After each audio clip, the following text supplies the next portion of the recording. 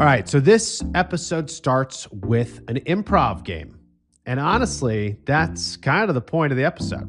Because today, we're doing something a little different. We're improv and we're vibing. And we're chatting with our video editor here on Talking Too Loud, Justin. Justin's coming from behind the scenes to talk about what we've learned building the show and what we've learned going from being just an audio podcast to being a video first show.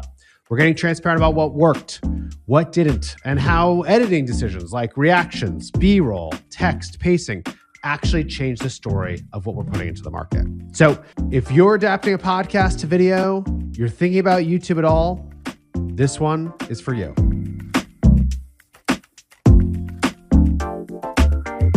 This should be your bread and butter because you do improv, Justin. I do, and you would think that this would be my bread and butter, but before every improv show, there is like this nervous energy inside of me that has me questioning like every decision I've ever made up until that moment. And then I get on stage and I'm like, oh, okay, this is what I'm meant to do. So we'll see if I'm also meant to be a podcast guest. I think so, but we probably need suggestions from the crowd. So, all right. What can we get? What should we be doing? Should you do one fun little improv game for us, just so we can see if we're meant to be part of your world too? Oh gosh, Savage is gonna love this. You love improv. I think the two of you, have you ever done a mind meld before? No, what's a mind meld? So we'll count up to 3, or we'll count down from 3. Yeah. And then you guys both say one word. Okay. And between those 2 words, you try to come up with the word that's like kind of connects the two. I know this game. Okay. All right, cool. So we go 3, 2, 1, word. Word. And then we're each going to say a different word. And then we'll try to then do 3, 2, 1 and try to get the same word. Yeah. Exactly. Yeah. Okay, here we go. Okay. Right. Sounds great. All right. Okay, ready? 3, 2, 1. Syrup. Porcupine. Syrup. Oh, and porcupine. I got it. Okay. All right, you ready, Savage? Okay. All right. 3, 2, 1. Waffles. Sticky. Okay. And you can't say the same word twice, so. I said sticky. You said waffles. Okay. All right, ready? Wait. 3. Wait. Oh, no. Oh. I just go pure instinct. Okay. 3, 2, 1. Maple tree. Oh. Okay. That was kind of That counts. We've got it. We've got it. Also, there's a song that you sing after you get a mind meld, and it's like it's literally "We Got a Mind Meld." So we got a mind meld. We got a mind meld. We got a mind meld. Wow, I could play this game. What a beginning! I could play this game all day. And That's honestly, amazing. that was super quick. If you're in a room full of improvisers, like you can go for like an hour before actually getting the same word. I'm proud of us. That was good. That was pretty good. That was great. I also think that's kind of the perfect way to kick off this episode because we did something that really only made sense on video in that moment. But we are here to talk about, yes, buckle up, friends. This is one of those meta ones. We're going to do it. We're going to talk about making a podcast, the promoting a podcast, building and evolving a podcast, turning it into a video podcast, doing it here with Wistia, and what we've learned along the way. And I think we should start maybe with a little bit of history on where did we begin? So yeah, Sylvia, you want to bring us to the beginning and kind of how you and Justin were working through that process? Let me take you guys back down memory lane. Okay, but quickly. I'll do it quickly. I believe in you. And I'll do like a little woo transition. Oh, I like that. Yeah, do a woo, please. Oh, I love having you. I love having you in the actual recording because now you know where all the beats have to be. Talking Too Loud started as an audio podcast during the pandemic. Video production kind of shut down. It was sad, but we met the moment where it was. Then pandemic evolves and video production can become a thing again. Wistia is a video company. So we were like, let's make this a video podcast. And there were some real learning curves, I think, for me on the courage side. That's what I'll say. I was not used to being on camera. I love audio because it's voice only. And that's where I felt the most comfortable. However, I am also I love seeing people's reactions. I love seeing laughter. I feel like joy is contagious. And so something that I think I learned pretty quickly right off the bat with video is that it could be really, really fun. Like, I know that Way doesn't more seem fun. Yeah. that doesn't seem like a big like super insight, but like all of a sudden like the giggling mattered and like wanting people to giggle mattered. Yeah, Chris, what about you? You seemed excited about video from the jump. Of course. I mean, also, we had done like a higher production video podcast like thing before, and I could tell it had resonated, but also the production of it was so intense that it was like very hard to keep up. And so I remember when we started this, we said, okay, let's do at least 100 episodes, and let's start in the simplest, easiest way to do it, which seemed like audio. And then it was remote video and it's been remote video most of the time. And so I also, at this point, I've been in this space for so long, I just know how emotional the medium is, and felt like this was a shift that was happening where people were more willing to watch this type of content, which has been also a shock to some respects, right? Like if you think about how much it's changed, and how we actually do want to watch video podcasts. So Justin, I want to hear from you what the editing of video podcasts like this really, how it seems different from editing just audio, and like what are the challenges and what are the things that have maybe not been challenges or been easier doing it this way? Sure, yeah. Challenges, I mean, Sylvia's a great producer, and clearly, yeah, tip your hat. There's like a lot more you can edit out in an audio episode, but for Very video, true. I can't really cut a lot of ums because then, you're getting jump cuts in the video and all that stuff. But what I do love about editing a video podcast is that there's so much like reaction that you can get just by cutting to, your and Sylvie's faces, like during, when a guest is speaking. So there's a lot more communicated in a video podcast than there is an audio podcast. And I think audio, I don't want to say it's boring, but for me, an audio podcast is just like, I don't feel like dare. An audio podcast, like I don't feel like I'm like in the room with you guys. Like I don't feel like I'm part of the conversation. But with video, like I could see your guys' reactions. It feels like we're all just friends hanging out. So that's why I like it. Yeah, let's talk about the reaction piece, because I think this is something that's really easy to miss if you're starting with audio only, like what that actually does for the story. I have quick thoughts, and then I can punt it to you, Justin. But Okay. yeah, I think kind of going back to that learning curve that shifting to a video podcast, I feel like what it does, kind of exactly what you were talking about, it brings in that like feeling of you being in the room. There's something that's like way more participatory almost as like a watcher when you're like seeing someone laugh, I guess is what I'm trying to say.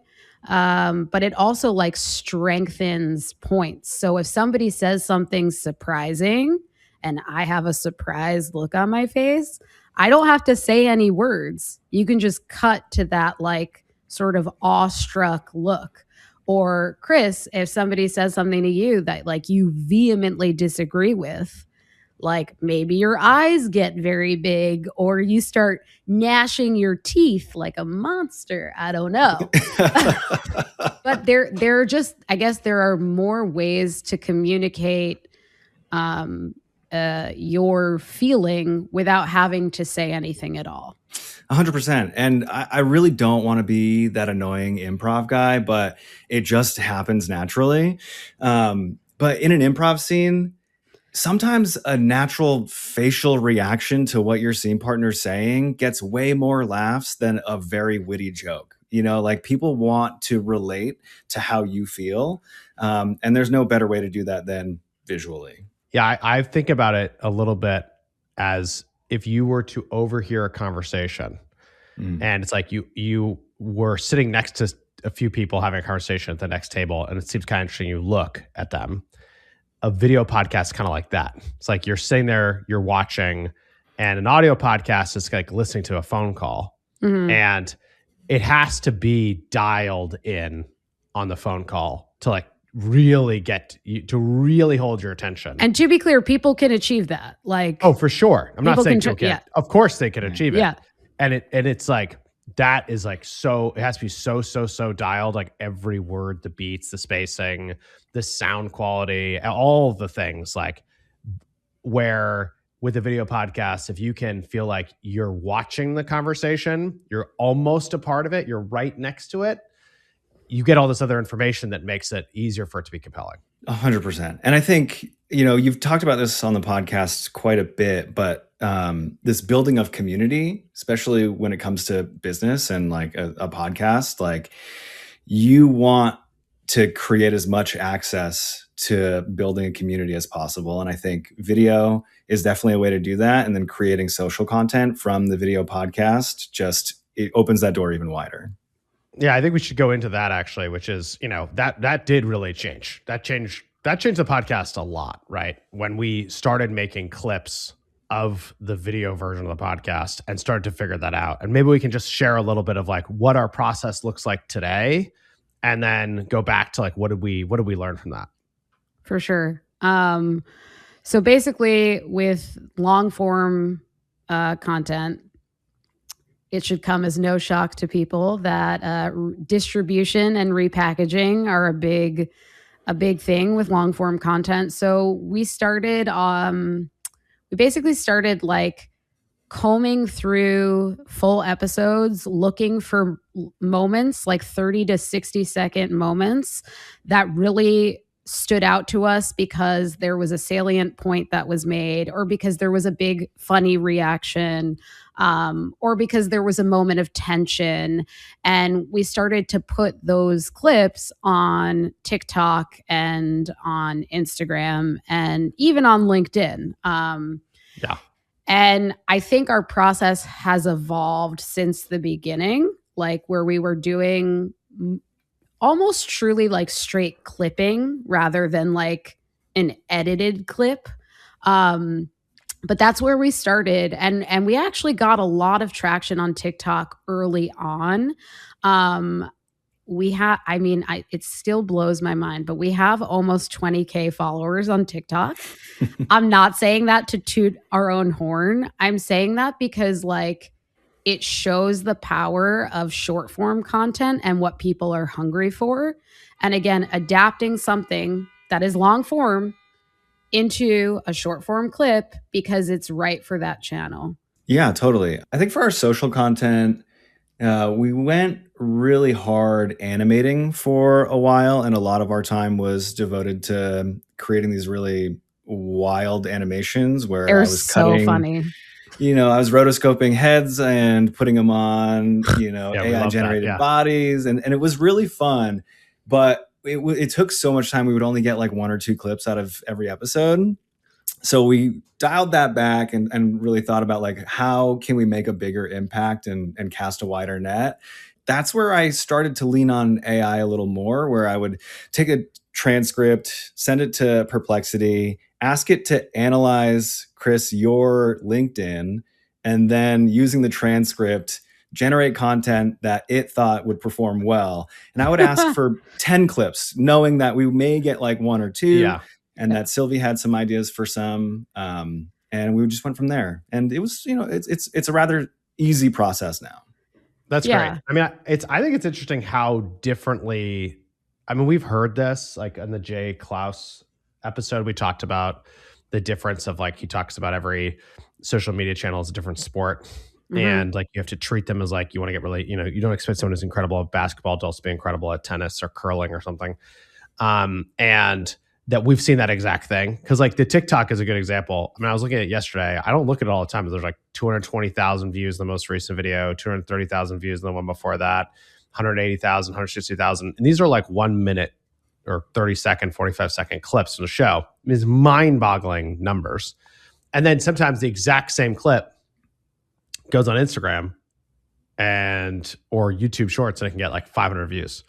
And so I just find it so interesting of like this consistency piece and tweaking the clip to the channel clearly matters.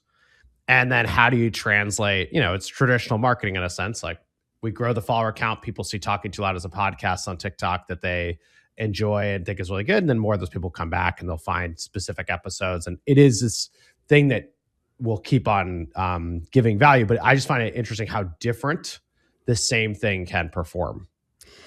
Yeah, I mean, it's a great call out, like knowing that not all videos will perform the same way on different channels. And maybe if we had to do it differently, maybe if we were starting from scratch, I'd say let's knock one channel out of the park.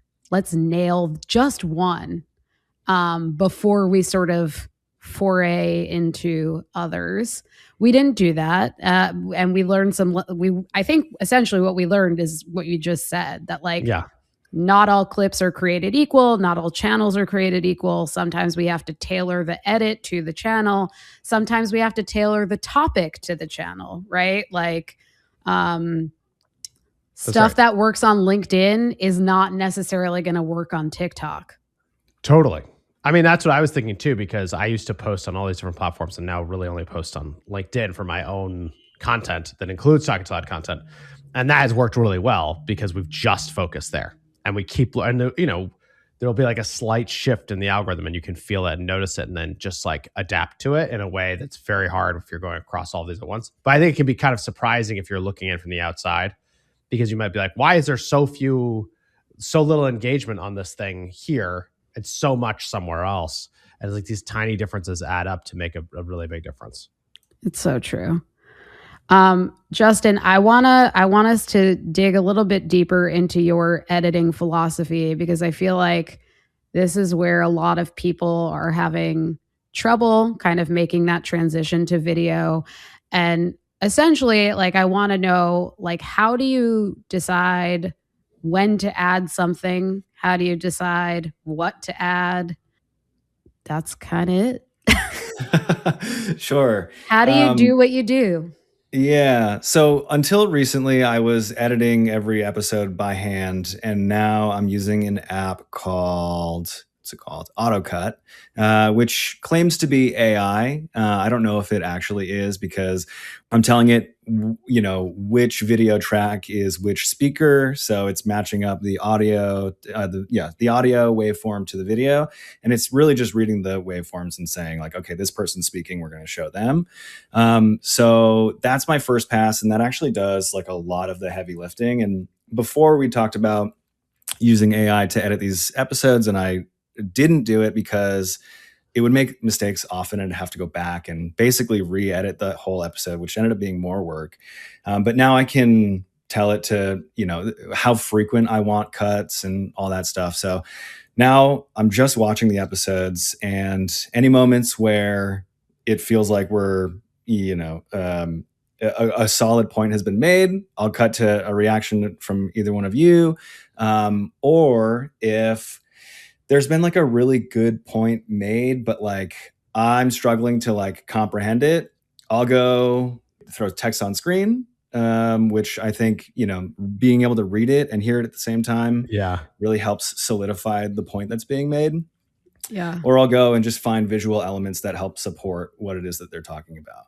Yeah. And sometimes you and I will actually be in the transcript together being like, oh yeah, this was kind of a heady topic. Like, how can we kind of elevate it to its like broadest stroke, high level concept? I mean, it's such a wild opportunity that I kind of took for granted, I guess I'll say, when we started video. I was like, how is this really a value add? And that's a huge value add when there is a complex idea that you can then elevate with text, or elevate with an animated graph or something, or give it some B-roll. It helps cement the idea, I guess is what I'm saying. Yeah, certainly. And Chris, a note from me, it really helps when you reference past Wistia video endeavors, because then I can just cut to that. And that allows me just to... You mean like the time we put on that parade for the pricing? Oh, you mean this parade? Yeah. Or that time we got shot off a confetti cannon inside the office. We were so excited. God, I didn't know that happened, but I am very excited to go. Or that time Brendan got like slimed over and over for that social media video. Oh, God. Oh Or my that time God. Brendan got pied in the face. Or that time that table got flipped for no reason other than to just flip the table. That's an epic video, and everyone should watch it. But yeah, also, when guests talk about ads that they liked or anything that they're doing. Yeah, using the medium to its fullest, you're saying. Like, it makes a big difference to bring in the cutaways and show the other stuff and explain things that are conceptually might make sense in the context of the whole conversation, but if you're in that exact moment, might feel confusing, or if it was a clip, might feel confusing. 100%. And two, like, we're also like battling retention. I feel like that is something that folks in my industry are always battling because, TikTok and Instagram socials just have like done a number on people's attention spans, where like now in the intro of the episode, we're adding a lot of visual beats, and we're really working hard on tailoring that intro to entice people to watch the whole episode, because we know how much value is there, but somebody who's just stumbled upon it may only be looking for background noise or something. It's getting them to actually want to engage with the content. Yeah. So, and what would you say, through all this exploration? I want to be really clear. We're still constantly testing and evolving and improving, but Figuring shit out. But from what we've figured out so far, what would you list as the things like that we found that do increase retention that people should be doing when they're making a video podcast? Well, specifically, this applies to YouTube, right? So like the first 30 seconds of your video has to hook. It has to hook a viewer, and that signals to YouTube's algorithm people are interested. What else helps with that? Thumbnails. What else helps with that? Titles. And if your first 30 seconds, your thumbnail and your title can all work together as one, and really, pique the viewer's interest, that can do huge things for your show.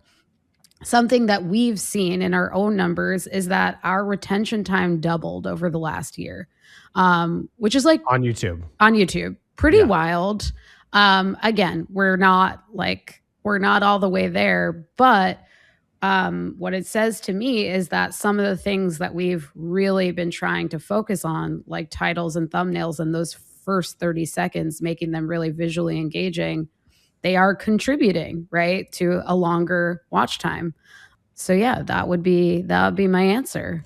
Savage, anything you want to add about the beginning of stuff? Or I would just say, yeah, I mean, I think it's been an interesting journey because we started by saying audio, and then our initial listeners came from the Wistia audience. So it was like telling them about it, putting it on the website. And if you looked at the analytics at the beginning, it was like a lot of consuming it on Wistia.com and not that much consuming it in the podcast apps. But now when you look at it, it's mostly consumed in the podcast apps by a long shot. And so it was like kind of jump-started things. And I think one thing I've found interesting with that is seeing that it's like a slow, steady rise. Like it has to be recommended to somebody. You have to have a great episode or a couple of great episodes in a row. And someone's like, aha, this is a good thing. And then since we've been doing the YouTube piece, it's been interesting to see that when we've had hits there, it's like kind of astonishing how much action you can get on something. And also, like, 100% agree with you on the retention and these beats to hook people. We've also dialed in on like the topics and saying, like, try to make it more clear what the topic is in the episode, so that somebody comes in, they know what they're going to get when they actually click that thumbnail. Of like, I should probably be delivered this thing in the content. Yeah, like kind of in a weird way, it makes you, video makes you flex your storytelling muscles, right? Like, because now we're having to think about what's the story that we tell in 10 seconds. What's the story that we tell in 30 seconds? What's the story we tell with just one image with 3 words on it? Yeah. So like I think there are people out there who are like, who feel perhaps that video dilutes something about story. And I would argue that it actually does the opposite. It sharpens story. And again, it's not the only way to do story, but it definitely is an exercise in like brevity, concision, all this stuff that's actually really fundamental to storytelling. Yeah. Yeah. Your thumbnail, your title, and your first 30 seconds have to ask a question and promise that in the episode you're going to answer it. And in doing that instills confidence in the audience that they're going to learn something, and then not only learn something, they're going to learn something that like impacts their day-to-day or their work, in that way. I also think the other thing in terms of retaining someone once they're there, that you shouldn't underestimate the visual changes on who's talking and reactions that we were talking about before can have a tremendous impact, because it's showing the viewer like that this content is valuable. Like a lot of this is like a signal. Like, am I just watching a thing that no one edited? Am I watching a thing that was edited heavily? How important is this thing? Like when I think about all the animation stuff that we did, my gut on why that worked so well is it took a lot of work, but you could kind of implicitly understand that. So if you came across a clip with an animation explaining something, well, the thing that's being explained must be important because someone thought to, and it's like a subconscious reaction that I think also happens when you have these video podcasts that do have like lots of angles and are cutting between them. It's like, oh, this is important because this conversation was captured. But ultimately, it's just getting you closer to that table of sitting next to someone else having a conversation, and you get to choose where you look, and instead we're choosing for them. But it's very, I don't know, I find that part really interesting.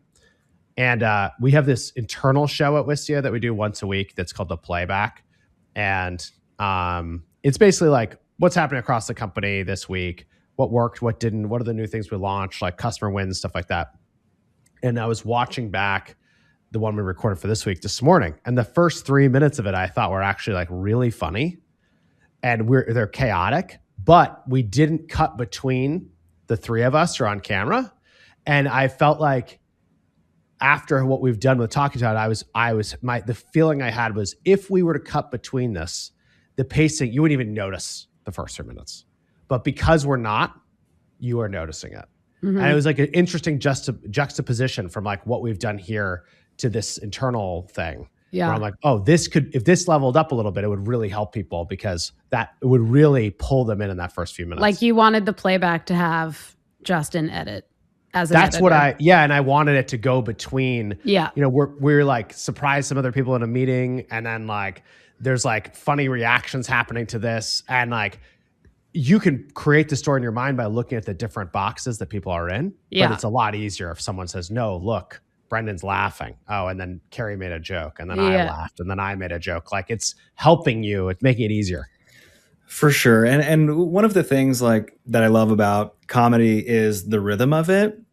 And what editing this video podcast enables me to do is, give a little bit of time if we need to pause to help like land a joke, or immediately get your reaction to see like, okay, Savage is really having a good time here. Therefore, this is good. And I like, I want to be part of in this room, really. I really want a sound effects board. That's all I want to be able to be like, like it doesn't seem very hard to do. It's very easy. Or like, I want to be able to be like, oh, whoa. I could figure out how to do that. I'm going off the rails. But you bring up a good point, Savage. So I don't know if you watch Nessun at all, but for Bruins games, if you mean New England Sports Network? The New England Sports Network. Oh, yeah, you're familiar. I was like, what the fuck is Nessun? Sorry, for the layman, yes, the New England Sports Network.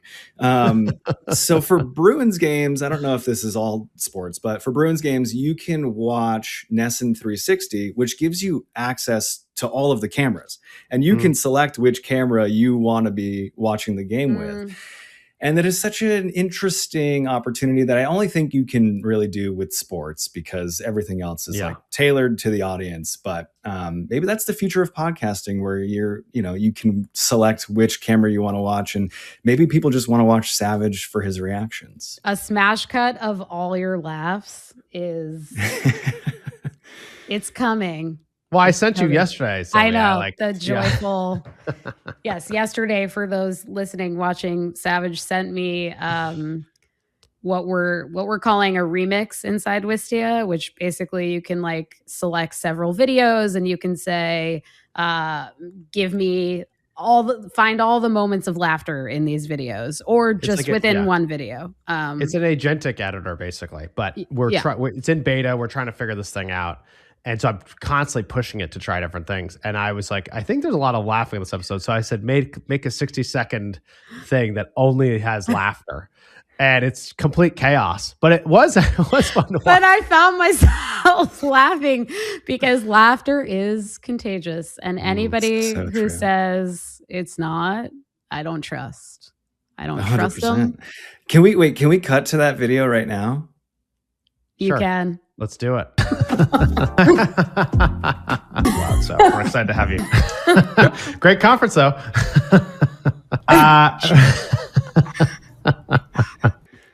And we're back. Wow, that was funny. Well, you said the magic word though, Justin, because I think I need Justin on every episode, even in the background while recording, because I just want cutaways all the time. So it's like that's all I want is just and cut to this and cut to this. Yeah. Cutaway king. You said the magic word, which is future, and I feel like we are at that point in the episode where we can talk about the future, muse about the future. What is exciting to you about the future of video editing? Nothing. Literally nothing. No, I kid. It seems like the AI is getting better, and with that, I and every other video editor out there has more time to devote to really polishing episodes, polishing video content as a whole. And Savage, earlier you were talking about, we were talking about the intros and everything like that. I think production value creates a lot of trust and confidence from an audience perspective. So I want to shout out Wistia's hit web series called Fix My Setup that really... anyone who's looking to start, cut to that. B-roll is playing while I'm talking. You're seeing Steve Petto. He is the face of Fix My Setup. He paints with light. He loves playing with light. This is like your ultimate guide to create an in-home setup for either web calls or podcasts that should fit your budget. Very nice plug there, Justin. Very plug. Nice. But I think it's also, I think it's interesting the other piece you said, which is like polish creates trust, which I think we all agree with. And then some of these tools are starting to deliver. And it's like, does that mean that we stop what we're doing? No. Like, I think the instinct is exactly right, which is like, no, we're actually going to level this up. And that's like very exciting because I think all of us like who can embrace this and figure out how to use these things properly, we're going to make better stuff in the same amount of time. And that is exciting. Yeah. I think one curveball I'll throw into the polish chat is that like too much polish can have the adverse effect, right? You mean like if there was like lower thirds flying underneath all of us right now and like sparkling lights and stuff like that? Too much. That's I love this. You're giving me so much work to do. He's like, this video took me 10 more hours than usual. The lower third is Justin has more work to do. Yeah, that's right. That just stays flashing for the rest of the time. There was a story I heard recently about one battle after another. You know, that car chase scene? Of course. Epic. No spoilers, though. Okay. Well, they filmed. You know that car chase scene in that movie? Remember when that thing happens and the other thing happens? That is so exciting. It's so exciting. They filmed. Oh, I know what you're going to say. They filmed that in a very specific way, right? Yes. Like, and when the scene was done, it looked too perfect. They nailed it so well that the director said, no one's going to believe that we filmed this.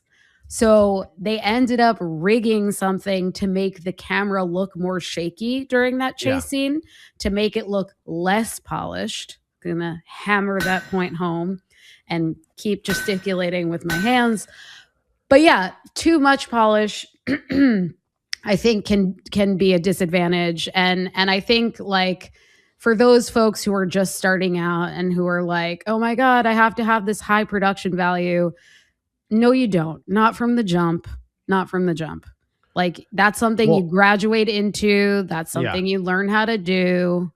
And polish doesn't mean that it's not authentic. That's the other thing. I think, like, we can be talking and not speak perfectly, but get the right idea out there, but do it in a way where the actual production feels elevated. And you can have both things. You can show that it's important and it can be authentic. And not saying the only way to make something authentic is to be imperfect, but that's a pretty easy, obvious one for how to do it.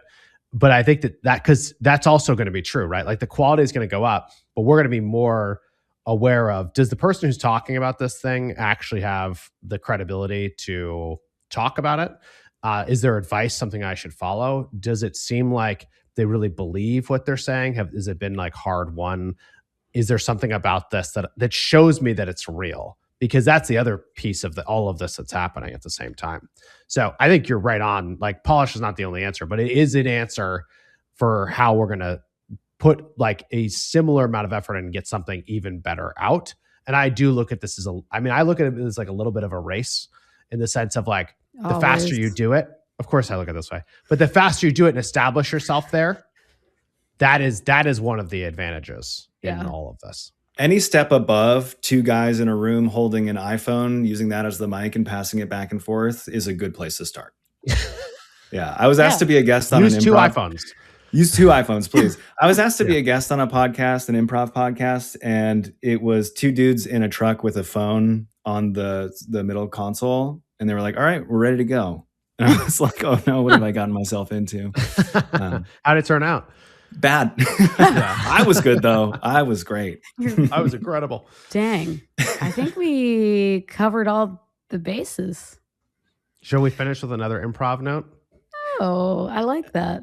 Bookend. Well, you guys never asked me what has me talking too loud. Oh my freaking God. Okay, we've made an error. All right. We've made a grave mistake. Here we go.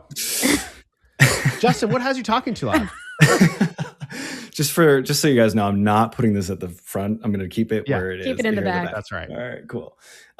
So what has me talking too loud is the spiritual and musical connection between Jerry Garcia and Brent Midland during the Grateful Dead's 1989 Spring and Summer Tour. So specific. Okay, for non-deadheads, break down. What did you just say? Yeah. Break down who they are, what that tour was about. That's been a bit in my back pocket for too long. It was like really just burning a hole there. But honestly, so Jerry Garcia, incredible guitarist, Brent Midland, incredible pianist. That's actually when they first started recording their concerts using video too.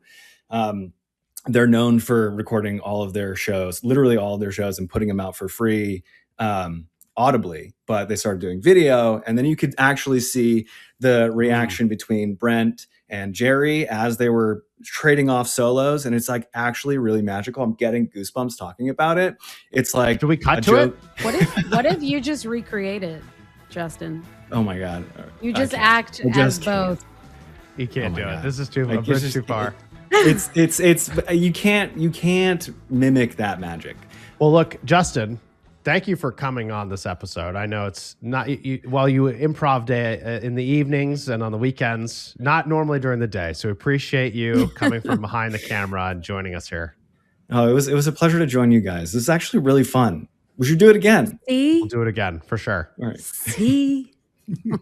Good job, Sylvie. No, I wasn't fishing for that. I was just, you got nervous. You were nervous. I was like, I swear this is going to be fun for you.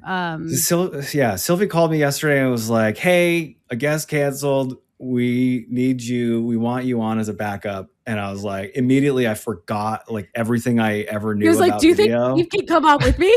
I was like, please let Steve come on. Steve knows more than I do. To which I said nothing. I said nothing. And I was like, I'm going to let him just crank on that for a minute. Good job, everybody. Yeah. We really did it. Okay. Proud of you guys. Keep up the good work. Oh, you too. You too. Thanks so much. Okay. All right.